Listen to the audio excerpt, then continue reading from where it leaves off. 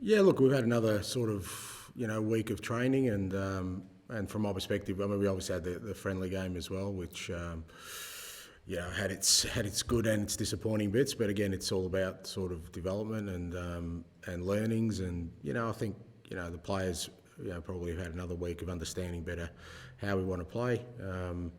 So from that perspective, I think we're a bit further along in terms of our preparation.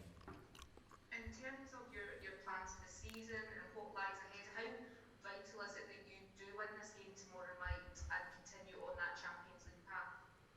Oh, look, I think irrespective, you know, the path we're on, we need to continue on. Obviously, winning tomorrow makes a significant difference in terms of the next few weeks and the games we have before us for the next few weeks and beyond potentially if we get through the rounds. So totally understand the significance of the game, and that's why we've preparing for it and hopefully get a good performance and a good result, and then look to start the league campaign off in a positive way. But starting to look beyond what's happening tomorrow night is just for me not really feasible at the moment because we've just got too much to do.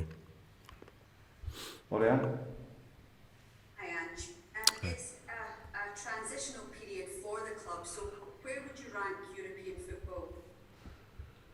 Look, European football's it's important. It's a priority for the club. Every year it's one of the main priorities, and this year's no different. As you said, we are in a transition, but you don't just discount things because of your current circumstances. The reality is there's an opportunity there for us to advance to the next round, and we performed well in the first game and have given ourselves a chance now in this return leg to progress. So it's absolutely a priority, and it should always be a priority. Leigh Griffiths hasn't travelled with the squad due to injury. There was a reaction from certain section of the fans at the weekend. Has that had any effect on Leigh, and what words of support have you given to him? I'm not really sure. I didn't speak to him about that. I mean, he picked up a slight injury yesterday at training, which was disappointing for him because he was obviously going to be part of the travelling party. In terms of the crowd response, I think Leigh's in the same position as all of us. We go there to represent the football club, and the supporters are there to judge us on how we perform and what we do, and we have to accept any response we get from that.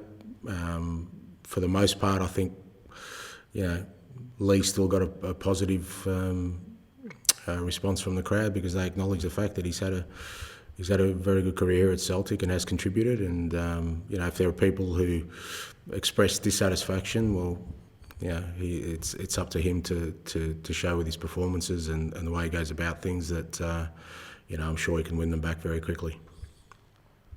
Brian? McLaughlin, Brian? Thanks, Ian. Thanks, Ange, for joining us today. Andy, you spoke quite openly last week about the issues in players coming into the club. Specifically, what are the problems in getting players in? Is it all down to COVID, or are there other issues there? Look, the biggest one is, I guess, COVID, because I'd be sitting here in a different sort of scenario if the players we'd already signed were already part of the squad and training. Because whether that's Carl Starfeld or Kyogo, they're both players who could make a significant impact on this group of players at the moment, particularly because they're both experienced. And if you look at our starting 11 from last week and potentially the starting 11 I put out tomorrow night, it's a very, very young group in terms of age and experience. So, that's the biggest sort of challenge for us is that we sign players, but there's a 2 or 3 potentially week lag time before we get them in. So I think we'd be looking at a different scenario in terms of how I felt about how we're moving on transfers if we'd already had the ones we'd signed in. But that's adding sort of that a little bit of anxiety, because it's not just about the team we're putting out there, but we're just very, very thin in terms of numbers. So we lost Midtjylland last week because of a red card. We've had a couple of little injuries, and all of a sudden, you're calling up kids to replace him. So all those kind of things make it challenging. As a manager coming into a new position in a new country with a domestic campaign that starts this weekend, does it feel a little bit you're going into this with your hands tied behind your back, because there's nothing really that you can do to remediate this issue, or is it? Yeah, no, look, I don't think I have my hands tied behind my back. It's a massive challenge for sure, but that's why I do what I do. I love that. I don't think there'd be any manager that sort of gets a nice easy ride into a new job, particularly when it's a period of transition. I kind of knew. I came into it with my eyes wide open. I knew this would be a massive challenge, particularly through this period. Knowing the amount of players we need to bring in, and obviously me implementing my ideas, and the fact that the important games come so early in, all those kind of things. I was well aware of them before I took on the assignment. So, it is you're flying by the seat of your pants for sure. But I love that. I enjoy that. I mean, that's my challenge, and I can't say that I'm working with it because I can influence things. I still believe I can influence things, and that's what I'm trying to do on a daily basis. That's my role, to influence change, to influence action, to try and prepare this team for a big game tomorrow night. Raman, hi. Thanks, Ian. Hi, Ange. Hey, mate. Ange, there's been a bit of focus on Vasilis Barkas' performances in the last couple of games. Is his confidence taking a hit, or have you any plans to start him tomorrow night? No, look, I don't think his confidence. I think I said, after the first leg, he was disappointed with the goal he conceded. Apart from that, we were quite comfortable as a defensive unit. So, I think from that perspective, I'm shying away too much from sort of focusing on individuals, because I just feel that for where we are in this place and time, it's the collective that's going to get us, the kind of results we need and the kind of performances we need, because as I said, we're such a young group at the moment. You look at our back four, potentially, and there's not a player over 24 years of age, I think, and I'd hate to think how many appearances between the four of them, but I can't start isolating individuals and trying to analyse their games too deeply, because ultimately that's not going to make a difference for what we're trying to do now. We're trying to achieve something, and the only way we'll achieve it is as a collective. So, that's the way I'm looking at it, and that includes, Barky, and includes every other player in the team. I'm looking at team performance rather than individuals right now. And there are reports in Belgium, Ange, that the club is close to signing Aurelio Buta. What can you tell us on that? Mate, close to signing could mean a million miles away at the moment. So, what I do know is that, as I keep saying, we're working on things, but I can categorically say we haven't signed anyone else as yet. There's no one else that's put pen to paper, but we're working hard to make sure that we can do that in the coming days. Okay. Gavin? Hi, Ange. Talk about the inexperience of the back four. It's important you protect the back four as much as you can, especially after Saturday's game and lessons away from that. Yeah, look, I think I said after the game Saturday, I was really disappointed with the way we defended as a team, and that doesn't mean just the back four or the goalkeeper. I just thought we just lacked a real competitive edge all over the park, and when you do that, then against quality opposition, you'll get exposed. Which was disappointing, because we didn't do that in the first leg. I thought that was a really, key part to our performance against Midtjylland, was that we really restricted them to a couple of strikes from outside the box, and we worked really hard defensively as a collective. Like I said, that to me is the key for us right now.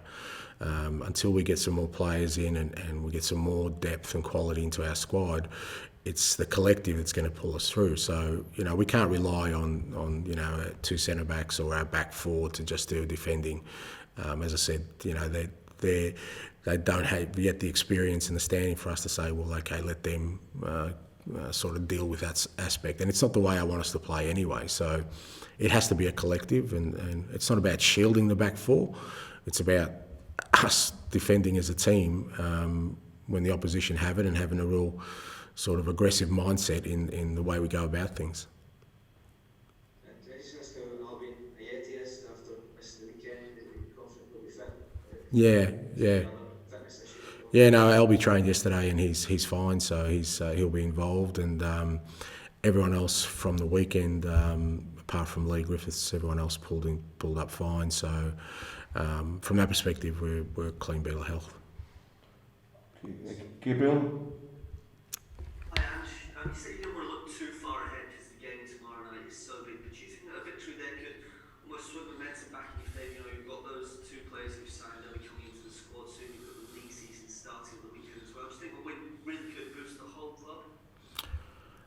Look, I think a win will help, but you know, I don't buy into sort of these momentous shifts of whether that's attitude or morale. I mean, to me, you build things and you stick on your path. And, you know, I'd hate to think that just because we win tomorrow night that people sort of sit back in their chairs and stop working hard like we have, because irrespective of the result tomorrow night, we've still got a lot of work to do on and off the park. So for me, it doesn't change anything. But a win will be great because it gives us the opportunity then to progress further and keep building on what we've started. But I don't believe there's going to be a momentous shift in anything we do irrespective of tomorrow night, because there can't be.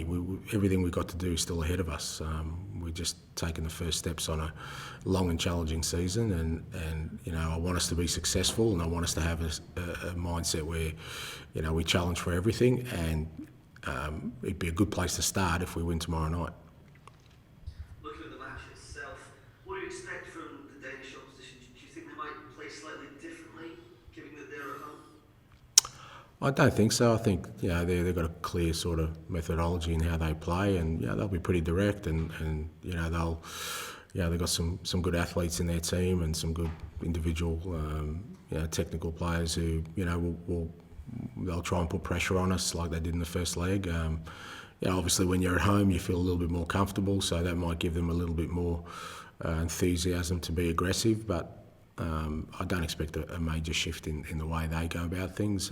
What's important for us is, you know, we kind of maintain our line and maintain our football and maintain our belief in what we're going to do, and you know, as we showed in the first leg, if we do that and we can dominate the game like we did, then you know, hopefully the result follows. Joe Hendry? And you touched on the inexperience of the back four. Is there any indication on when Chris Julian might return, or indeed Carl Starfelt might be available? With Chris, he's still a little bit away. He's still in rehab. He's working very hard. You know, I would expect at least another couple of months for him.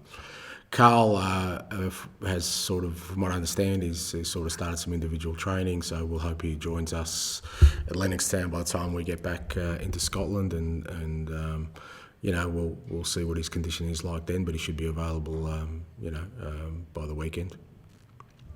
And another player I wanted to ask you about was Ryan Christie. You've mentioned before how impressed you were with Ryan in terms of his future. Has there been any developments there? Not from the last time I spoke. He's, you know, as I said last time, he's playing well, and we need a big performance from him tomorrow night, and I'm sure that's what he'll deliver. Okay, guys, is there any Danish guys who'd like to ask a question finally? I can take one again. Yeah, sure. And you obviously know the Midtjylland team a lot better now than the players. So who do you identify as the key players of them in order for you to shut down? I knew Midtjylland well before last week. Trust me, I know the team very well. As you know, Awa Mabil's been there for a number of years, so I've been following his progress. He's a fantastic young man. So, you know, again, for us, it's not about identifying individuals in the opposition. As I said earlier, we're kind of working on the collective and working on us as a team, and we know where the threats are with Midtjylland, and you know, they're a very well organised team, and you know, they certainly have some physical presence in different areas of the park, and we're going to have to, you know, be up for that challenge. But ultimately, what we want to try and do is control the game like we did in the first leg as much as possible, and minimise their threats. Before the first leg, I think most people considered you slightly favourites, but now at least the Midtjylland team said it's more 50-50. What do you think of that? you'd have to poll those people again, mate, because I don't know who was favourite and who's 50-50, so I got no idea.